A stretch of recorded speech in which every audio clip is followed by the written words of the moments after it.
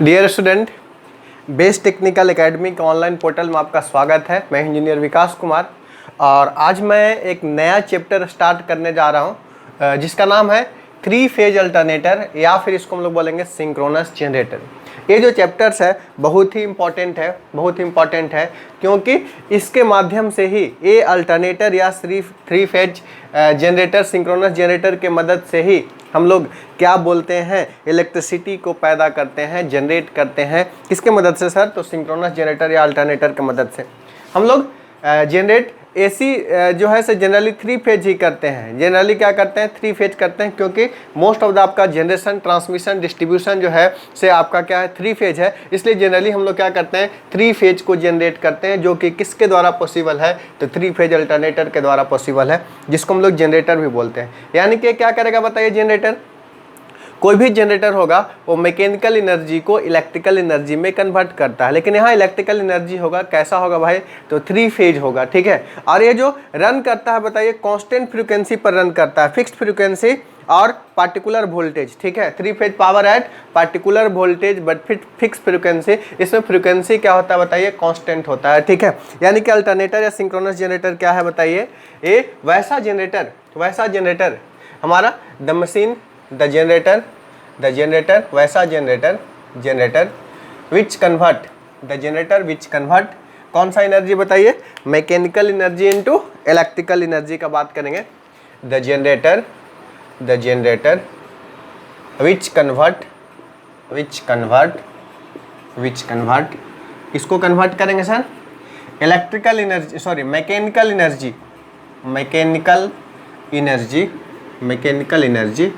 Into electrical energy, into किसमें बताइए?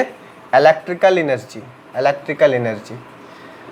Energy कैसा होगा सर? 3 फेज पावर होगा। इलेक्ट्रिकल एनर्जी कैसा होगा? 3 phase power eight particular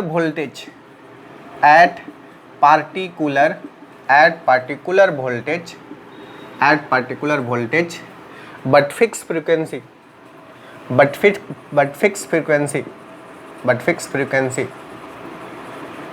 is called synchronous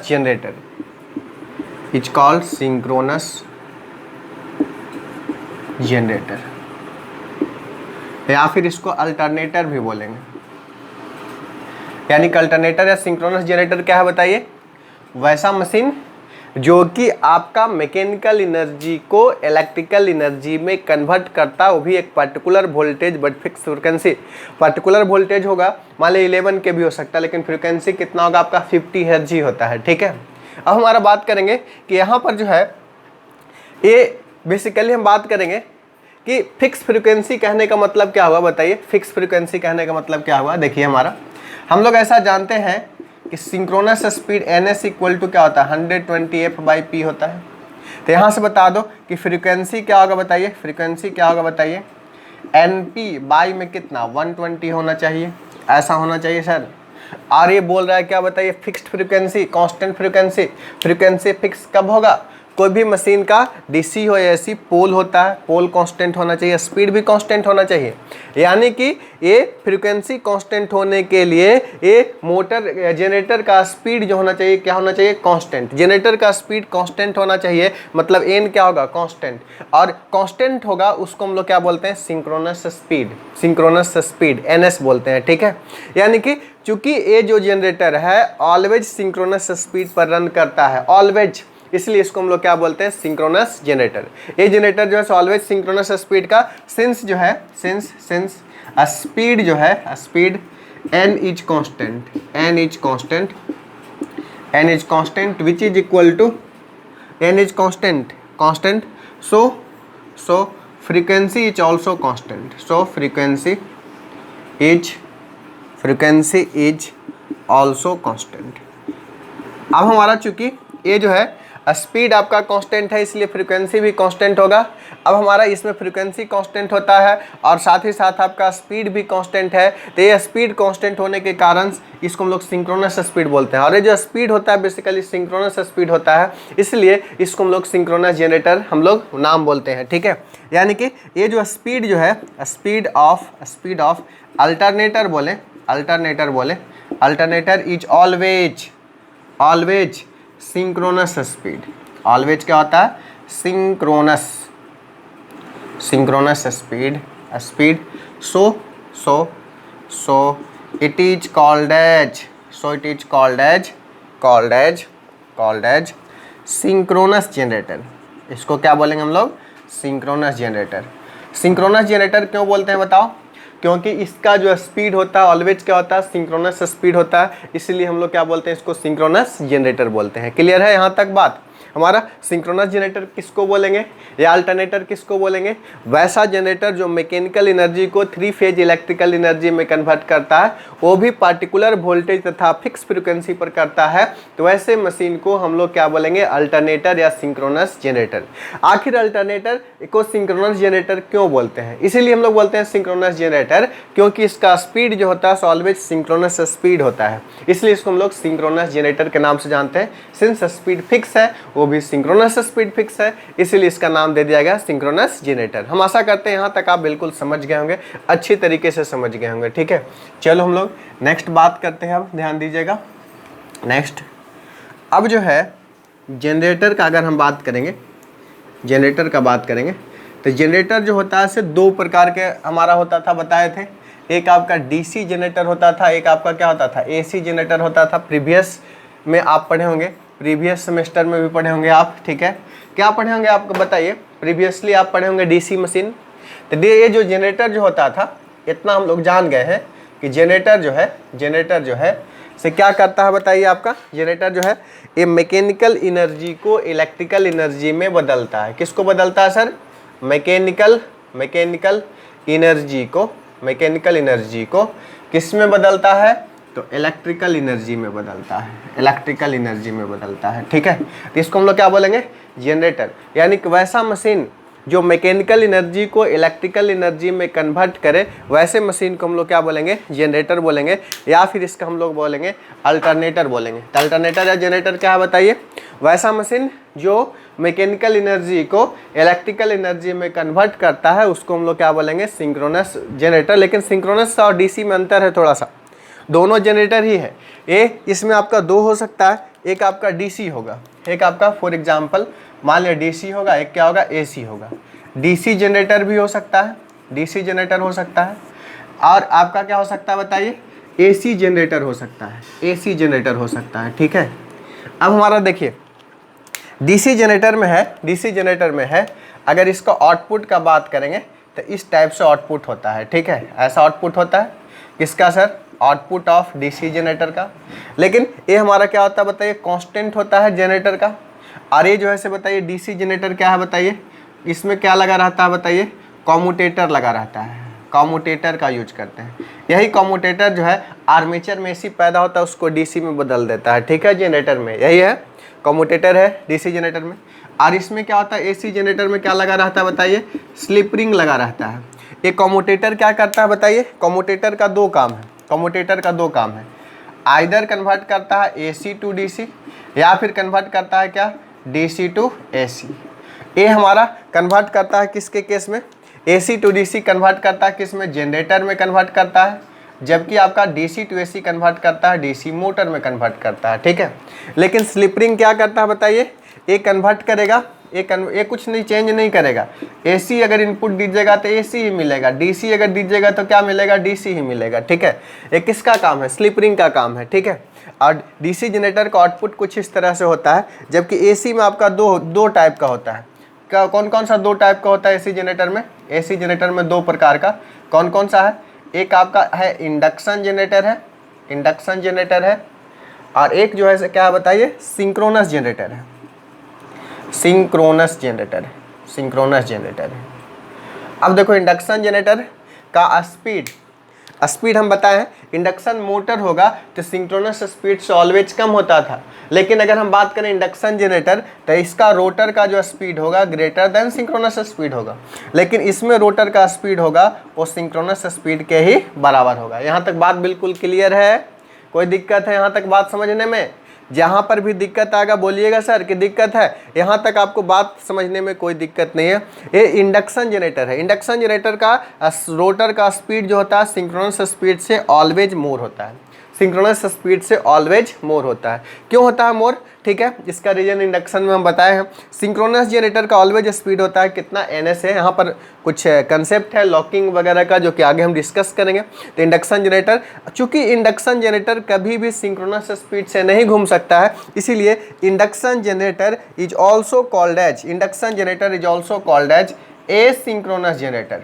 asynchronous generator, induction generator is also called as asynchronous generator. और synchronous generator तो synchronous है ही, और एसिंक्रोनस क्यों बोलते हैं? चूंकि ये सिंक्रोनस स्पीड पर नहीं घूम सकता है, इसीलिए इसको हम लोग क्या बोलते हैं? एसिंक्रोनस जनरेटर बोलते हैं। और इसका जो आउटपुट होता है, एसी जनरेटर का जो आउटपुट होता है, एसी जनरेटर का जो आउटपुट होता है कैसा होता है सर? इस तरह से आपका साइनोसोडल होगा। एसी जनरेटर का आउटपुट जो होगा से कैसा होगा? साइनोसोडल होगा। एसी जनरेटर का आउटपुट जो है आपका जैसे डीसी का क्या है इस टाइप से है, एसी जनरेटर का जो आउटपुट होगा इस तरीके से आपका साइनोसोडल होगा। एक किसका है बताइए? ये साइनोसोडल है, साइनोसोडल वेव होगा। एक किसका आउटपुट है? किसका आउटपुट है सर? एसी जनरेटर का, चाहे इंडक्शन हो या सिंक्रोनस हो। एसी का ऐसा आउटपुट है और डीसी का आउटपुट कैसा है सर? ऐसा है। डीसी में कम्यूटेटर लगा रहता है, एसी में क्या लगा रहता है? स्लिप रिंग लगा रहता है, इनपुट वगैरह के लिए या सप्लाई लेने के लिए ये हमारे यहाँ स्लिप रिंग काम करता है। लेकिन यहाँ पर क्या काम करता है बताइए? कम्यूटेटर। कम्यूटेटर का काम बार बार पूछता है। जनरेटर के केस में वो एसी को डीसी में बदलता है, जबकि मोटर के केस में क्या करता है बताइए? डीसी को एसी में बदलता है। यहाँ तक हम आशा करते हैं कि बात बिल्कुल आप समझ गए होंगे। बिल्कुल क्लियर हो गया है सर? कोई दिक्कत नहीं है ना? कोई दिक्कत नहीं। तो चलो यहाँ तक हम लोग नोट करते हैं, फिर मिटाते हैं, आगे का बात करते हैं। चलो, बहुत ही हम लोग मज़ेदार टॉपिक पढ़ रहे हैं, बहुत ही इंटरेस्टिंग है। सारे बातें को अच्छा से समझना है, अच्छा से समझिएगा, मज़ा आएगा और सारा क्वेश्चंस बनेगा आपका। ठीक है, सारा क्वेश्चंस बनेगा, क्योंकि ये जो है से क्वेश्चंस बनने के लिए ही हम पढ़ा रहे हैं आपको। हमारा चाहे कम्पिटिटिव एग्जाम्स हो, चाहे कोई भी कन्वेंशनल एग्जाम्स हो, सारा क्वेश्चंस आपको इस टॉपिक से बनेगा, बशर्ते आप एक एक लेक्चर को सुनते जाइए। कोई भी लेक्चर को मिस नहीं करना है, मिस कीजिएगा तो कंसेप्ट मिस हो जाएगा। ठीक है, और सारे के सारे क्लास एक दूसरे क्लास से क्या है बताइए? लिंकअप है। इसीलिए आपको क्या करना है? कोई भी क्लास को आपको छोड़ना नहीं है, क्योंकि all class are link to each other, क्योंकि सारे क्लास क्या है? लिंकअप है। ठीक है, अब हम बात करते हैं आउटपुट ऑफ जनरेटर का। ओन्स अगेन बात करते हैं आउटपुट ऑफ जनरेटर का, ओन्स अगेन बात करते हैं। ऐसा है, मान लिया जाए फॉर एग्जांपल, एक हमारा आउटपुट अगर हम एसी जनरेटर का बात करें तो इस तरह से एसी जनरेटर का आउटपुट होगा। एक किसका बताइए? Output of AC generator. AC generator का आउटपुट इस तरह से है। कैसा सर है? साइनोसोडल है। कैसा है? साइनोसोडल है। यही अगर हम बात करें फॉर एग्जांपल, ये हमारा अगर बात करें फॉर एग्जांपल, आउटपुट हमारा ऐसा है। आउटपुट इन द सेंस आपका EMF, output in the sense आपका क्या? ईएमएफ। जो भी ईएमएफ पैदा होता है जिसको बोलते हैं क्या? Electromotive force. इलेक्ट्रोमोटिव फोर्स जो हमारा जनरेट होता है वो कैसा नेचर का होता है बताइए? साइनोसोडल होता है in case of AC generator. AC generator हम जब जब बोल रहे हैं मेनली आपका सिंक्रोनस जनरेटर है, इंडक्शन जनरेटर भी हो सकता है। ठीक है, तो उसका आउटपुट इस तरीके से आपका होता है।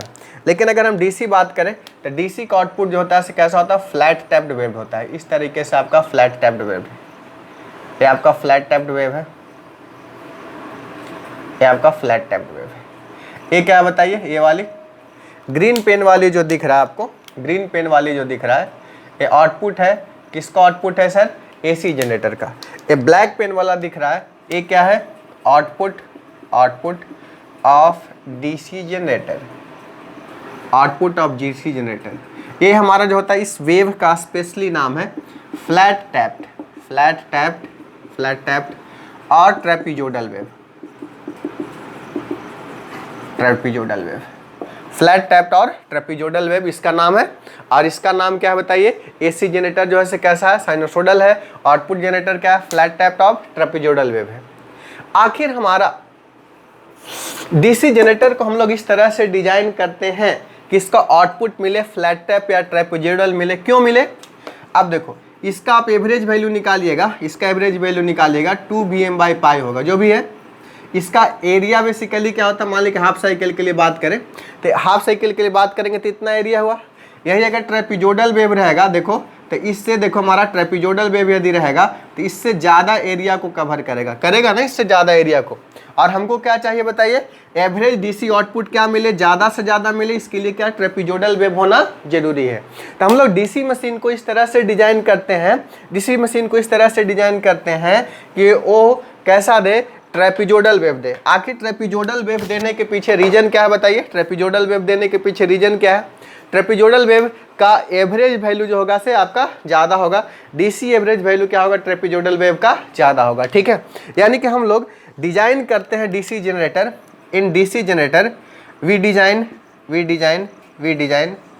डीसी जनरेटर, ये दोनों एसी है, ये दोनों एसी है, लेकिन क्या है बताइए, एक ट्रेपीजोइडल वेव एसी क्या प्लस माइनस, ए अगर प्लस है तो ये वाली क्या माइनस है, तो एसी हुआ ना अल्टरनेट एसी को अल्टरनेटिंग बोलते हैं। तो एक बार प्लस एक बार माइनस, एक बार प्लस एक बार माइनस ऐसा होगा तो इसको अल्टरनेटिंग बोलेंगे, या फिर हम लोग क्या बोलेंगे, एसी बोलेंगे। यहाँ तक बात बिल्कुल क्लियर है सर। तो हमारा we design DC generator in such a वे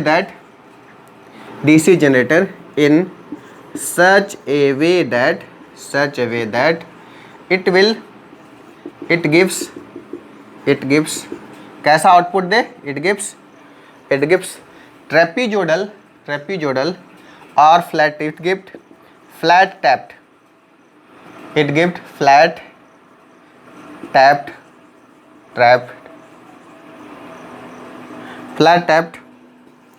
और ट्रेपीजोइडल wave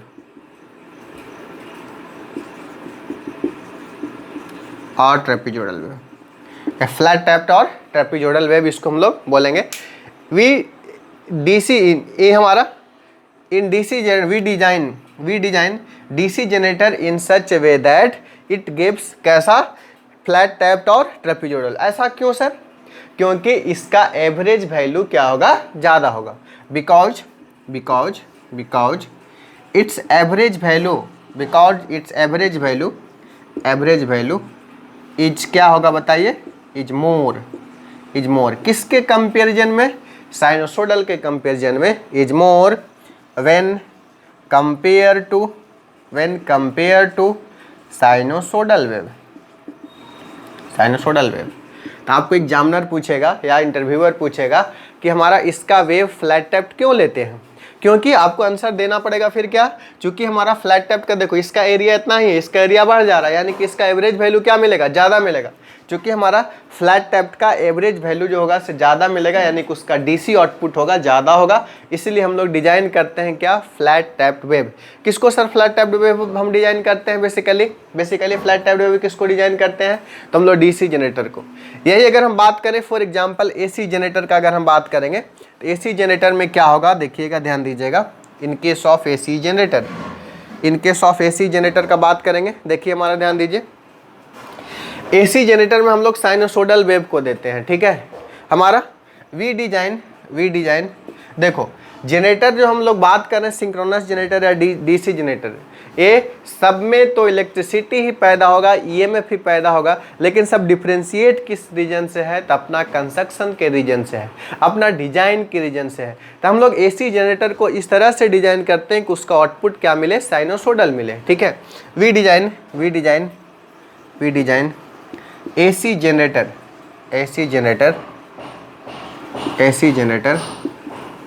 in such a way that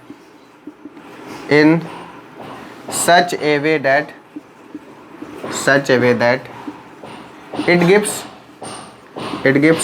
कैसा, साइनोसोडल वेव, आखिर क्यों sinusoidal wave, because of following reason.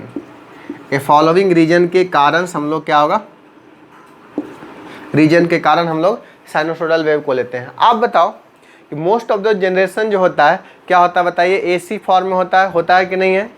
हम लोग का रीजन क्या है, मोस्ट ऑफ द जो जनरेशन होता है क्या होता है बताइए, एसी होता है। पहला रीजन कि एसी को इजीली जनरेट किया जा सकता है, it can be easily generated, AC can be easily generated.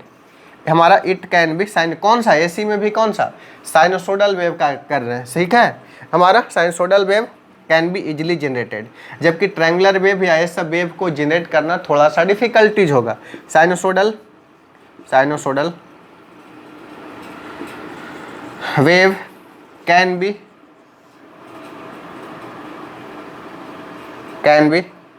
Easily generated, easily इसको जनरेट कर सकते हैं। और देखो इस साइनोसोडल वेव को एनालाइज करना क्या है, आसान है। द एनालिसिस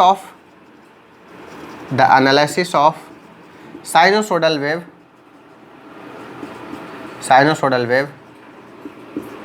इज इजी इसका एनालिसिस है, ठीक है, इजी है। तीसरा अगर हम बात करें हमारा, तो इसका डिफरेंशिएशन तथा इंटीग्रेशन बात करेंगे। डिफरेंशिएशन तथा इंटीग्रेशन दोनों क्या होता है, साइनोसोडल होता है। The differentiation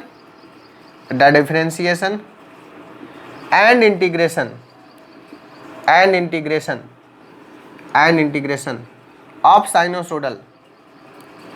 sinusoidal is also sinusoidal. क्योंकि हमारा डिफरेंशिएशन तथा इंटीग्रेशन दोनों क्या होता है बताइए, आपका साइनोसोडल होता है, ठीक है, बात समझ में आया। और हम बात करते हैं, चाहे देखो हमारा किसी भी तरह का वेव हो, आपका इट वेव में भी आपका साइनोसोडल हो सकता है, वेव में भी आपका ट्रायंगुलर हो सकता है, मे भी स्क्वायर हो सकता है, मे भी आपका कोई भी वेव हो सकता है, ठीक है, इस टाइप वाला वेव हो सकता है। कोई भी स्टैंडर्ड वेव को हम लोग साइनोसोडल वेव में कन्वर्ट कर सकते हैं।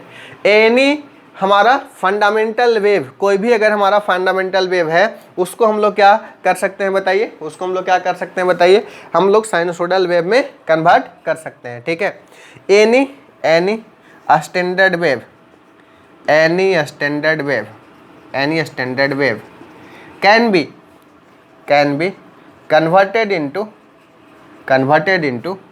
कन्वर्टेड इनटू किसमें sir, sinusoidal wave, converted into sinusoidal wave किसके द्वारा, बाय फोरियर सीरीज एनालिसिस। किसके द्वारा, वेव बाय फोरियर